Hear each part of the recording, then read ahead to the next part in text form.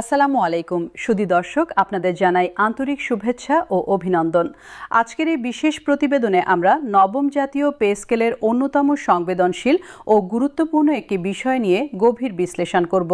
সেটি হলো বাংলাদেশের সরকারি পেনশন ব্যবস্থার বিস্তারিত চিত্র, এর বর্তমান অবস্থা, সংকট এবং নবম পে স্কেলে প্রত্যাশিত সংস্কারের রূপরেখা। পেনশন শুধু একটি আর্থিক বিষয় নয়, এটি একটি মানবিক বিষয়। একজন মানুষ তার জীবনের সবচেয়ে সক্রিয় ও উৎপাদনশীল বছরগুলো রাষ্ট্রের সেবায় উৎসর্গ করেন।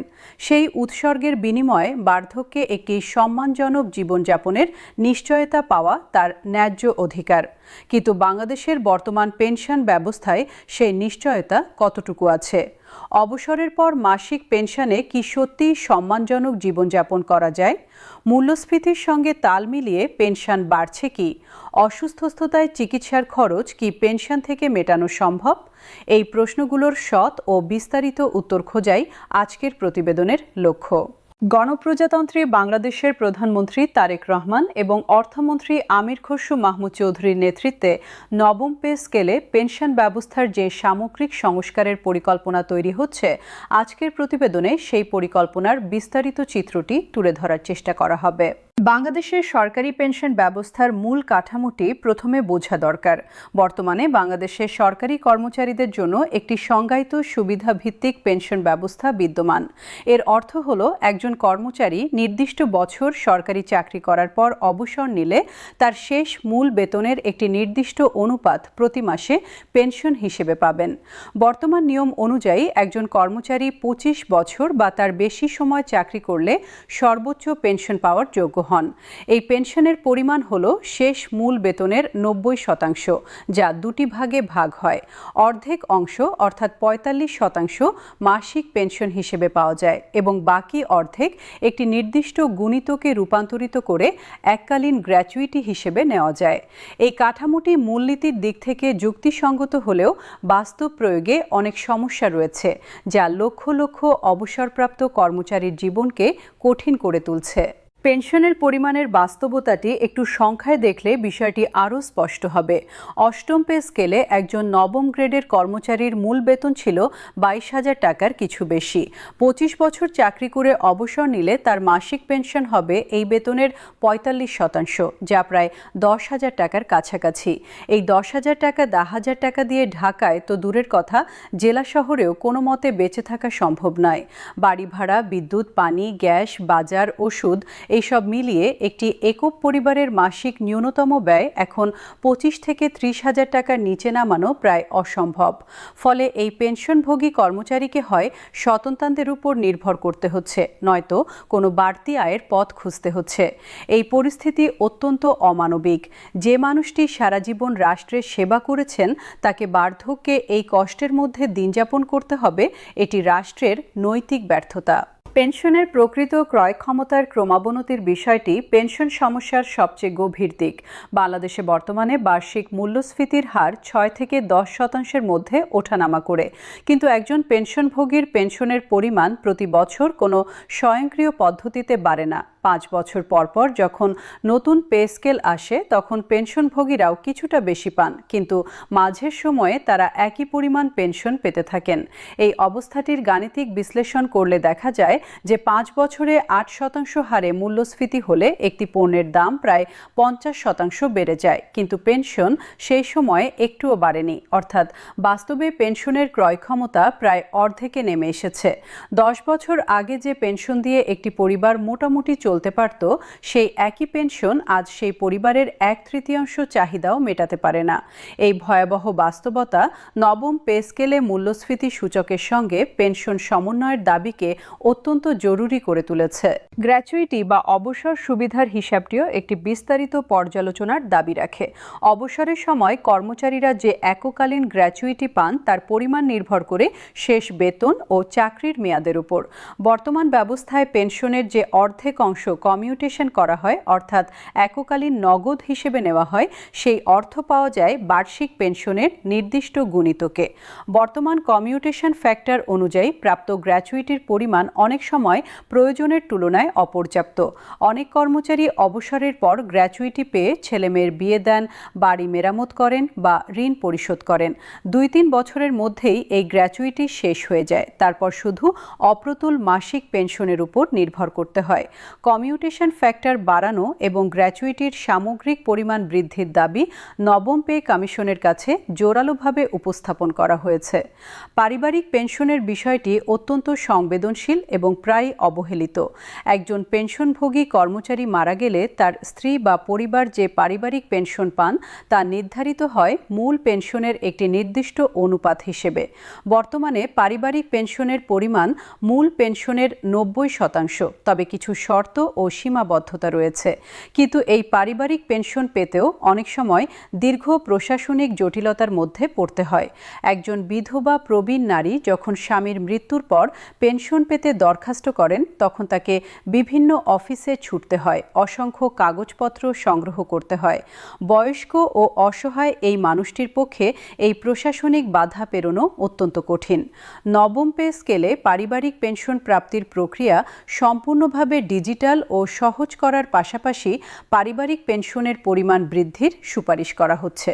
পেনশন প্রদানের প্রক্রিয়াগত জটিলতা একটি দীর্ঘদিনের সমস্যা। অবসর নেওয়ার পর প্রথম পেনশন পেতে অনেক সময় মাসের পর মাস অপেক্ষা করতে হয়। এই অপেক্ষার সময়টা সংশ্লিষ্ট কর্মচারীর জন্য অত্যন্ত কষ্টকর। চাকরি থেকে অবসর নিয়েছেন, বেতন বন্ধ হয়ে গেছে, কিন্তু পেনশন এখনও শুরু হয়নি। এই মাঝের সময়ে পরিবার কিভাবে চলবে? অনেক পেনশনভোগী এই সময়ে সঞ্চয় ভেঙে বা ঋণ করে সংসার চালান। পেনশন শুরু হওয়ার জন্য পেনশন পেপার তৈরি, সংশ্লিষ্ট কার্যালয় থেকে অনুমোদন, হিসাব বিভাগে দাখিল এবং ব্যাংক অ্যাকাউন্টে পেমেন্ট শুরু করা, এই প্রতিটি ধাপে বিলম্ব হয়।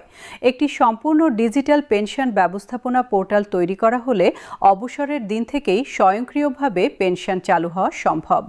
নবম পে স্কেলে এই সিস্টেম তৈরির একটি সুনির্দিষ্ট পরিকল্পনা থাকার দাবি রয়েছে। জীবন সনদ প্রদানের প্রক্রিয়াটি পেনশনভোগীদের জন্য একটি মাসিক বা বার্ষিক যন্ত্রণার বিষয়। বর্তমানে পেনশনভোগীদের প্রতি বছর বা নির্দিষ্ট বিরতিতে জীবিত থাকার প্রমাণস্বরূপ জীবন সনদ জমা দিতে হয়।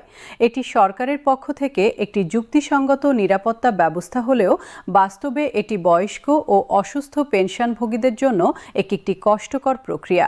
অনেক পেনশনভোগী প্রত্যন্ত এলাকায় বাস করেন। তাদের জন্য নির্দিষ্ট অফিসে গিয়ে জীবন সনদ জমা দেওয়া অনেক সময় শারীরিকভাবে সম্ভব হয় না।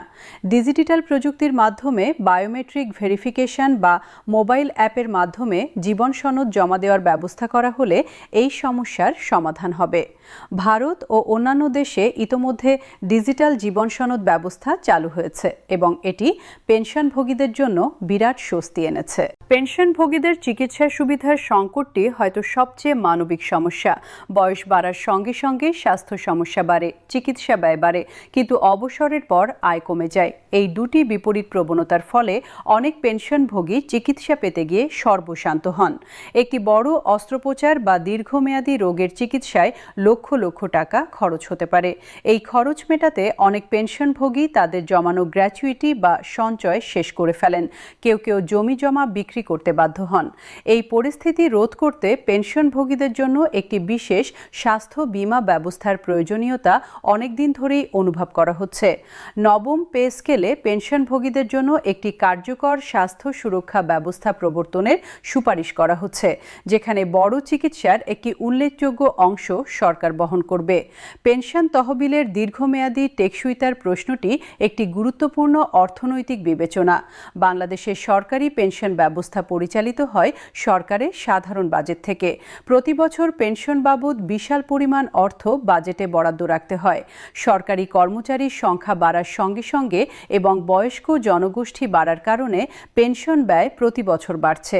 একটি পর্যায়ে এই ব্যয় বাজেটের উপর অসহনীয় চাপ তৈরি করতে পারে। এই দীর্ঘমেয়াদী ঝুঁকি মোকাবিলায় একটি স্বতন্ত্র পেনশন তহবিল গঠনের ধারণাটি নবম পে কমিশনের আলোচনায় বিশেষ গুরুত্ব পাচ্ছে। এই তহবিলে সরকার ও কর্মচারী উভয় অবদান রাখবেন এবং তহবিলের অর্থ সরকারি বন্ড ও নিরাপদ বিনিয়োগে খাটানো হবে। এতে পেনশন ব্যবস্থা আরও আর্থিকভাবে সুদৃঢ় হবে এবং ভবিষ্যৎ প্রজন্মের জন্য টেকসই থাকবে। নতুন পেনশন ব্যবস্থা বা নিউ পেনশন স্কিমের বিষয়টি বাংলাদেশের সাম্প্রতিক বছরগুলোতে আলোচনায় এসেছে। ভারতসহ অনেক দেশে পুরনো সংজ্ঞায়িত সুবিধাভিত্তিক পেনশন ব্যবস্থার পাশাপাশি বা তার বিকল্প হিসেবে কন্ট্রিবিউটরি বা অবদান ভিত্তিক পেনশন ব্যবস্থা চালু হয়েছে। এই ব্যবস্থায় কর্মচারী ও সরকার উভয় প্রতি মাসে নির্দিষ্ট পরিমাণ অবদান রাখেন এবং সেই অবদান বিনিয়োগ করে অবসরের সময় একটি সঞ্চিত তহবিল থেকে পেনশন দেওয়া হয়। বাংলাদেশেও 2023 সালে প্রবর্তিত সর্বজনীন পেনশন স্কিমের মাধ্যমে এই ধারণাটি কার্যকর করার চেষ্টা হয়েছে, তবে সরকারি কর্মচারীরা এখনও পুরনো ব্যবস্থায় রয়েছেন। নবম পে স্কেলের আলোচনায় এই দুটি ব্যবস্থার সুবিধা অসুবিধা তুলনা করে বাংলাদেশের জন্য সবচেয়ে উপযোগী পেনশন মডেল নির্বাচনের বিষয়টি গুরুত্বের সঙ্গে বিবেচনা করা হচ্ছে। অবসরের বয়সসীমা ও পেনশনের সম্পর্কটি একটি জটিল নীতিগত প্রশ্ন। বর্তমানে বাংলাদেশের সরকারি কর্মচারীদের অবসরের বয়সসীমা 69 বছর এবং বিচার বিভাগীয় কর্মচারীদের জন্য 67 বছর। বিশ্বের অনেক দেশে মানুষের গড় আয়ু বাড়ার সঙ্গে সঙ্গে অবসরের বয়সসীমাও বাড়ানো হচ্ছে। বাংলাদেশেও গড় আয়ু বেড়েছে এবং 69 বছর বয়সেও একজন মানুষ সাধারণত সক্রিয় ও কর্মক্ষম থাকেন। বয়সসীমা বাড়ানো হলে একদিকে কর্মচারীরা আরও বেশি সময় কাজ করতে পারবেন এবং পেনশন তহবিলে বেশি অবদান রাখবেন। অন্যদিকে রাষ্ট্র তাদের অভিজ্ঞতার সুবিধা আরও বেশি সময় নিতে পারবে। তবে এই সিদ্ধান্তে সতর্ক থাকতে হবে, কারণ বয়সসীমা বাড়লে তরুণদের চাকরিতে প্রবেশের সুযোগ কমতে পারে। নবম পে কমিশন এই দুটি পরস্পর বিরোধী বিবেচনার মধ্যে একটি সুষম ভারসাম্য খোঁজার চেষ্টা করছে। স্বেচ্ছামূলক অবসর এবং আনুপাতিক পেনশনের ব্যবস্থাটিও সংস্কারের দাবি রাখে। বর্তমানে নির্ধারিত সময়ের আগে অবসর নিলে পেনশন সুবিধা অনেকটা কমে যায়। এটি অনেক কর্মচারীকে আসলে কাজ করতে না চাইলেও চাকরি ধরে রাখতে বাধ্য করে। এই পরিস্থিতি প্রশাসনের জন্য ইতিবাচক নয়। নবম পে স্কেলে স্বেচ্ছামূলক অবসরের ক্ষেত্রে আরও উদার নীতি গ্রহণের প্রস্তাব রয়েছে। যারা নিজের ইচ্ছায় নির্ধারিত সময়ের আগে অবসর নিতে চান তাদের জন্য একটি যৌক্তিক আনুপাতিক পেনশনের ব্যবস্থা করা হলে কর্মচারীরা ও প্রশাসন উভয়ই উপকৃত হবে। গণপ্রজাতন্ত্রী বাংলাদেশের প্রধানমন্ত্রী তারেক রহমান পেনশন সংস্কারের বিষয়ে একটি অত্যন্ত মানবিক দৃষ্টিভঙ্গি পোষণ করেন।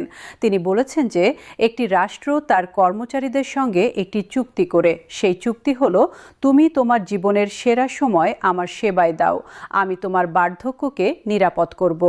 যদি রাষ্ট্র এই চুক্তির নিজের অংশ পালন না করে তাহলে সৎ ও মেধাবী মানুষ রাষ্ট্রের সেবায় আসতে উৎসাহী হবে না। প্রধানমন্ত্রীর এই দর্শন নবম পে স্কেলের পেনশন সংস্কার পরিকল্পনায় প্রতিফলিত হচ্ছে।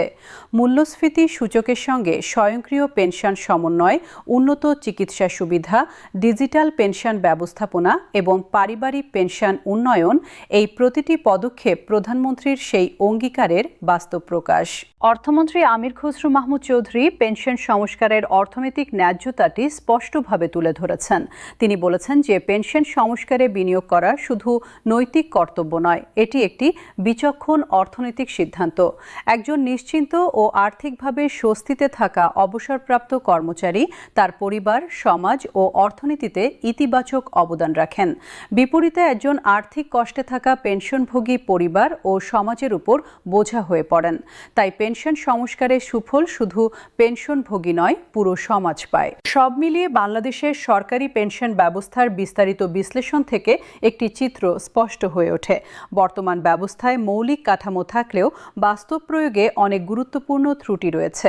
মূল্যস্ফীতির সঙ্গে সমন্বয়ের অভাব, অপর্যাপ্ত চিকিৎসা সুবিধা, প্রক্রিয়াগত জটিলতা, পারিবারিক পেনশনের অপ্রতুলতা এবং দীর্ঘমেয়াদী টেকসইতার অনিশ্চয়তা, এই সমস্যাগুলো মিলে বর্তমান পেনশন ব্যবস্থাকে একটি সংস্কারের দাবিদার করে তুলেছে। নবম জাতীয় পে স্কেল সেই সংস্কারের সুবর্ণ সুযোগ নিয়ে এসেছে। গণপ্রজাতন্ত্রী বাংলাদেশের প্রধানমন্ত্রী তারেক রহমান এবং অর্থমন্ত্রী আমির খসরু মাহমুদ চৌধুরীর নেতৃত্বে দেশ স্বাভাবিক হওয়ার পরপরই যখন নবম পে স্কেল কার্যকর হবে, তখন বাংলাদেশের পেনশন ব্যবস্থা একটি নতুন যুগে প্রবেশ করবে। লক্ষ লক্ষ অবসরপ্রাপ্ত কর্মচারী ও তাদের পরিবার সেই নতুন যুগের সুফল ভোগ করবেন। রাষ্ট্র তার প্রতিশ্রুতি রক্ষা করবে এবং যারা সারা জীবন রাষ্ট্রের সেবায় নিবেদিত ছিলেন তাদের বার্ধক্য হবে সম্মানজনক ও নিশ্চিন্ত। সেই উজ্জ্বল ভবিষ্যতের প্রত্যাশায় আজকের প্রতিবেদন শেষ করছি। প্রিয় দর্শক, আজকের এই বিশেষ প্রতিবেদনটি যদি আপনার কাছে গুরুত্বপূর্ণ ও তথ্যবহুল মনে হয়ে থাকে তাহলে অবশ্যই আপনার পরিচিত সকলের মাঝে শেয়ার করুন এবং সরকারি চাকরি সংক্রান্ত সর্বশেষ আপডেট পেতে আমাদের সঙ্গেই থাকুন।